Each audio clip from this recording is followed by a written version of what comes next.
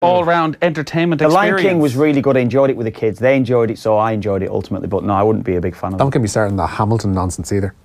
See, I want to go and see it. The reviews are unreal. So, Well, the just reviews wanna for see Be what Here the fuss Now is were all unreal. about. Well, don't get Kev started. He's going to say not a bad Don't album. even tell me that that's a... we're not even going there on that. I finally watched Supersonic the other night. Oh, it's over Documentary. Christmas. It's good, isn't it? Yeah, it's brilliant. It's absolutely... It's class. So well put together. And stops at the right moment, because the last hour and a half of that could have been a major downer. Yeah. I could be. That could have been the good stuff was the only thing. I tell you, yeah. That's when they went truly off the rails. Exactly. Yeah. Oh, no, I did... It's a good documentary, though. It's great documentary. And as you know, best band ever.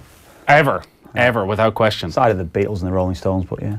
Yeah, but you like the story of why he wrote Talk Tonight? Yeah. He did a run from the band. San Francisco, yeah. Yeah. It's great. Very good. I'd say, I think we only got half the story of that night. Jersey Boys, that's a musical you should go see. Really? I think Just get a that's my Frankie favourite. Valli best of. Don't go and see Jersey Boys. Get a Frankie Valli in Four Seasons That's best like of. saying, just sit and listen to a CD instead of going to the gig. Sometimes it's probably better off. You don't get the see- backstory of Frankie Valli's life. There's so read- much I didn't know. Read a biography. That's true. There's just so much I didn't know. Read a Frankie Valli this was biography. 2 hours. I got the music and I got the life story. You know what? Just watch Sky Arts. That's one of the best channels around. Watch Sky Arts, and then you'll get a little You bit. can probably get a Frankie Valli biography on Amazon for like £2. You can get a best of. I was it's watching on the- Spotify. I which know. you listen to for half nothing. I am not in any way surprised that you hate musicals, Richie. Why? Because you are the greatest snob that has ever walked a lie. this earth. That's true. That's slanderous. That is true. That's slanderous. That is true. And I've called you that before, and I'll say it to your face again, Richie. You are a musical snob. Would you accept that Oasis have ever produced a great album? First album's really good. See, again, even that's a little bit hipstery. You'd have definitely maybe ahead of What's the Story? Yeah. Because is. what's It is, the story has Ah. Champagne Supernova on it, which is muck. Pardon? Richie, talk Muck. rubbish, honestly. Definitely maybe a shaker You don't- maker, you don't which is know- muck. I know, but they were children. You can excuse that when they're children. No. See, Champagne Supernova is just cocaine in a song. I agree with definitely. Maybe I love that album. But, lads, come on, Rich. How old are you? Old enough. Yeah, how can that was a time when it was that was the end of music essentially, because there was no bands that kicked off like that again. Kicked off. Like no, it just went off and it was just a band that just took off. It doesn't happen now, does it? Girls Aloud, Kev. Ah, Jesus. Speaking of things that were big in the 90s, Martin O'Neill is back in management. Yeah. That's your top story, Rich? Good segue, Nathan. Good segue. Martin O'Neill concedes he might be only Nottingham Forest manager in the short term if he doesn't get them promoted. The former Republic of Ireland boss says his task is to restore Forest to the top flight for the first time in more than 2 decades. Forest are currently 4 points outside of the playoff spots in the Championship, but O'Neill says if he fails to get them up, he'd happily hand over the reins to someone else. And O'Neill also wants to be reunited with Roy Keane, saying a spot has been left open for his former Ireland number 2. Well, I would dearly like him to join us, and again, since this has happened very, very quickly, he has a number of things to sort out himself. We've had some discussions here. I would genuinely like him to do so. I'd like him to join if that's the case. There's a spot open for him, and I'm hoping that may happen. It may not. He has a number of things. Obviously, he has to consider himself. Both personally and professionally, and but he will keep me informed. He was a great asset to me as when I was the manager and assistant manager or when I was the manager and he was the assistant manager of the Republic of Ireland, with some really great days. Tough to handle, there's no doubt at all about it, you know. But you know that with him, and that's probably what makes him pretty special. He was a special player. Let me put it this way: fantastic footballer. Drove Manchester United on for 10 years, and he didn't win those things by just sitting around. Still a lot of love from Martin O'Neill for Roy Keane, but again, a familiarity to the tone of his conversation. He was nobody will ever doubt that Roy Keane was a fantastic player who drove Manchester United on. How that is relevant to his modern management style and everything we've heard, I'm not quite sure. Well, that's true, isn't it? Ex-players, when you go into coaching, you should never be judged on that. It should never be the case, and it's got to be there and now, here and now. That's the way it's got to be. It's got to be about what he's producing. Be here now, yeah, so we'll bring it round. But it has to be, doesn't it? And it's got to be how he's motivating players, how he's coaching players, how he's making players better. That's ultimately what he should be judged on. Yeah, it's 20 years since his heyday as a player. I mean, you can't necessarily be holding that up as a reason why he'd be a good coach. Yeah, I mean, the thing is as well, he's he's excellent as a pundit in the ways that it's what he says. I will happily let Roy Keane free on ITV for the next 20 years. People want to listen to everything that he says, and that's where he gets a lot of kudos from that. Martin O'Neill has obviously had to put up with a lot of criticism from the Irish media in the last, pretty much 5 years, particularly over the last 2 years, and has had a somewhat difficult relationship at times. So he'd be glad to see the back of us. And then Dan MacDonald turns up at his first press conference today. I'd say you got a warm welcome, Dan, did you? No, it wasn't dramatically bad welcome. This was a happy day for him. Maybe if he was to list some of his lowlights of the day, then possibly seeing a couple of Irish journalists turning up might have been up there. But he was in his natural domain. He's in a happy domain for him in the sense that he's effectively here, where no one really cares that much about what happened in the last year with Ireland. They have a broad knowledge of his Irish time, and they believe that he did pretty well there. So, he had to take a couple of questions from the Irish hacks later in the day, but probably not enough to really sour his mood. Or, I think he was very conscious, I suppose, that he had an audience here, who were bought into a sort of a really positive reunion, emotional vibe. So he probably wasn't going to go out and set an old scores or something to try and drag things in a different way. And there's no doubt he's done probably a good PR job over the last year as well to make sure that people within the game in England, their view of him hasn't been soured by what happens in Ireland. But also it's understandable, because you look back at certainly some of his club gigs recently, the job he did at Aston Villa, there's a lot of signs there that he's still got it at club level, and that maybe international football is a very different job that over the last couple of years didn't suit him. Yeah, it is pretty easy to spin, and I guess, ultimately here, people just, and we've seen this over the last couple of days, and it has been discussed, by you lads on the show as well, that people probably look at, the World Cup campaign, the European Championships campaign, and that's it. And, you can break them down in very favourable terms, as we know. Got to one, just missed out on the other. And I suppose the 15 months since, or the 14 months since Denmark, I guess, we got the sense at the time that O'Neill didn't think there were games of substance, and certainly no one over here did. And yeah, there is the discussion today. There's a bit of Ireland, but then it naturally veers into his previous endeavours. At Leicester when he was in the second tier, and the work he did at Villa and the work he did at Celtic, and some of the players that he works with, and our own little individual sort of quibbles here as such. They're just faded into the faded into the detail of his CV. They're just one line that's there. They matter a lot to us because they're relevant to the most recent thing we remember.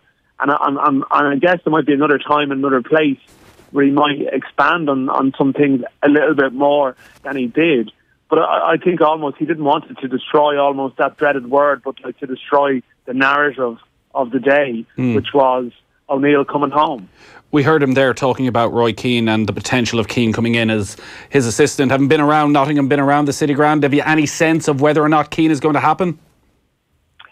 I heard a bit of the clip that you played, and there's no firm sense, but at the same time, the extent to which that he's talked about it very openly, that in itself is probably a hint, because if not, there's a disappointment if it doesn't happen. That you're almost getting off on a low note if you've talked about someone you really want to bring in and then it doesn't happen. So you're sort of reading between the lines there, and would suggest the fact they were so open about it would suggest that he will be welcome. Now, he was raised for a period of time today, but not too much time. Again, I wonder, does the Keane element fascinate people in Nottingham as much as maybe he did when he came in as the number 2 5 years ago? Perhaps that would be different if he comes in, but it hasn't necessarily been the main talking point here either. Just one of them. Dan, what was there a sense of his confidence levels and what he can actually do there at Forest this season? Yeah, I guess the most interesting thing about it for me, Kev, would be, I guess there was an element of reality in what he said, and that he was open enough about it being an 18-month gig, and it's a short-term gig, and he sort of effectively acknowledges that if things don't go well, he's going to be moved along. So there was no real talk about projects and plans and, 3-4 year sort of visions for the club. I think he knows that he has to deliver now. I think he seems to relish the sort of the immediacy of the task. You know, he's getting straight stuck into it with a game on Saturday. He didn't hang around. I mean, the Ireland job, it took him ages to confirm it because, you know, he tends to mull over these things, but he wants to get stuck into it. I think he thinks it's a good job. I think he's aware that the previous manager was actually reasonably well thought of here, and the players too. So I think he realises it's potentially a very attractive gig that would click in the short term, but also at the same time he wasn't trying to buy himself time in what he said. I think he knows that, and I suspect he would have been told by the owners, and their track record would suggest, you know, they're not going to sell him any grand plan beyond deliver now. That's what you have to do. What's their first game? Bristol City on Saturday, Nathan. Yeah, home. So it's a sellout, and brings back the memories of Ireland Latvia selling out with the sort of euphoria around a new regime. So yeah, Bristol City on Saturday, and I think all the games coming up, they're now urging fans to move fast because tickets they're flooded. A lot of fans outside the ground today and stuff. You know, there is a genuine buzz around the place. All right, good stuff, Dan. Thanks, lads. Dan MacDonald there over in Nottingham for Martin O'Neill's press conference, his first day in charge of Nottingham Forest. Kev doesn't like musicals or know what a good-looking man looks like. He's basically a caveman from Chaz. Possibly, yeah. I think Richie's called me that a few times, haven't he? Yeah, maybe I am. Kevin, did you not go to see I Kino from Sean and Mullingar? No, I didn't. No. Did you not? No. You're not dragged I thought the entire squad went at some stage. No, I wasn't involved. No, didn't go and see that. Oh, missed out. I don't think it's still touring, is it? Probably is in some way. Jersey Boys is an awesome show. Don't mind that miserable snob. Obviously, he doesn't know anything about music. He doesn't appreciate a good show. It's his own tip. No, not having it. Oh, he's stunned into silence. Yeah. Wow. And another one going while we're at it. We'll double down. Ken says, dead right about Richie being a snob. For example, he hates Arcade Fire. He's just too cool for school. But Oasis are shite.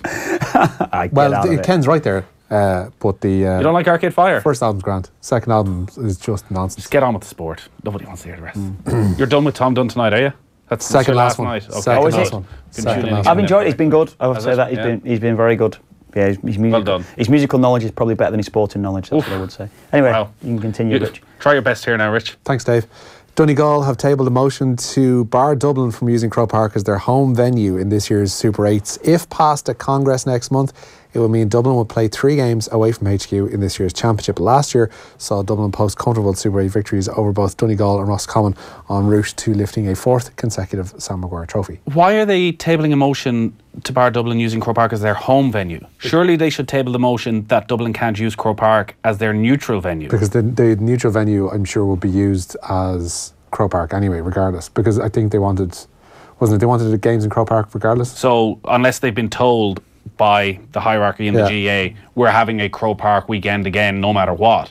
But so Dublin are going to play their home game in Parnell Park in front of 10,000 people. The line I saw used today was Parnell Park or a venue of a suitably large size. So I'm going, where's that? So we're going to flip this completely, that Dublin have to play their home game outside of Dublin. Quite possible. So if they were playing Galway or Mayo, they'd play it in Portlaoise. That makes no sense. Just take their neutral game out of Croke Park. And the other one I was saying as well, so it's only Donegal that have put this motion in place, and they've not got any backing from any other county. Well, we don't know that, but they've obviously put this. If there's one motion in place, and that's the thing. They've obviously put it forward with the idea that they will get some backing to this at Congress. So. Okay. Give Kevin and Richie a spoonful of sugar each to help the musicals go down. Declan and Ace. Tell you where you can put that spoon, Declan. JP wrote that, I'm fairly sure. That's a JP line, if ever I've read one. That's my lowest point in radio right there.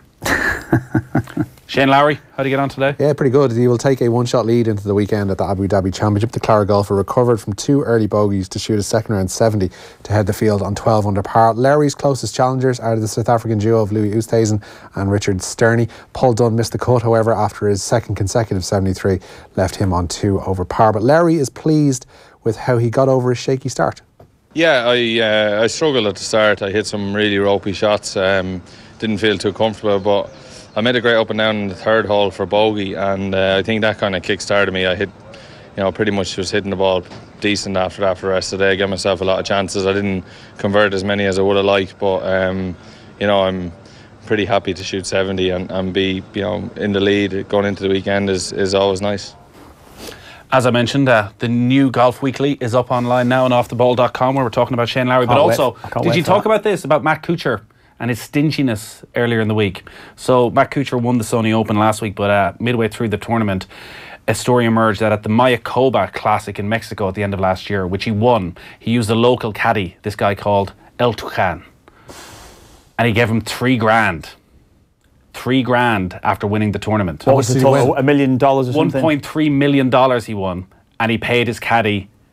Now, initially the report was $3,000. It seems maybe it was $5,000. What's the standard caddy fee? Standard caddy fee is 10% if you win the tournament. Right. So Kuchar's regular caddy wasn't there, so he got this guy in for the week. His regular caddy would have got $130,000, but he basically stiffed this guy and gave him. That's a $50,000 minimum, isn't it? Well, that's the question. Now, did he stiff him, or did he get him on board? But go on, listen, El Tucan, will you come? Well, can I get a lend to you for 4 days and I'll give you $3,000 or $5,000? Yes. And El Tucan replies, but absolutely. Rich, if you win it, that's fair enough, right? You give him that money anyway. Sign a contract. Rich, come on. I don't think there's contracts between caddies and players. No, if you win. So I get to you, Richie, hands. any chance you can come in, be me caddy, Kev, all of a sudden. Listen, always get something in writing. No matter what you're doing, always get it in writing. I'm not being funny. It's, Rich, come on. I know you're very rarely being funny, but always get it in writing. I know that. Come on. It was one of those, a former PGA player called Tom Gillis tweeted about it, and a lot of other PGA tours liked it and agreed and said they weren't particularly surprised. But has he got form as being a bit of a clearly he does have a little bit of form if a lot of the people around him aren't shocked by this. But yeah, it's pretty disgusting. I think that's terrible. You got to give him, you're a tight minimum 50. You are, Rich, and I mean that's poor. That Brandel Chambly, who's one of the commentators on American coverage, was saying, well, listen, if you're a full-time caddy, you get the 10% because you're giving up your life for the player, and it's a 7-day-a-week gig, you've got expenses, whereas this guy lived locally, rocked up to the course, so it's not the same situation. The words of Keith Andrews, that's disgusting. That is disgusting, honestly. Well, Keith was out of order when he used that term Friday. Anyways, that's the type of good stuff you can get in Golf Weekly. See, Richie? Is it? Honestly, That's the sort of entertainment. I'll download that later. I can't wait to listen to it. Surely this is undue prominence.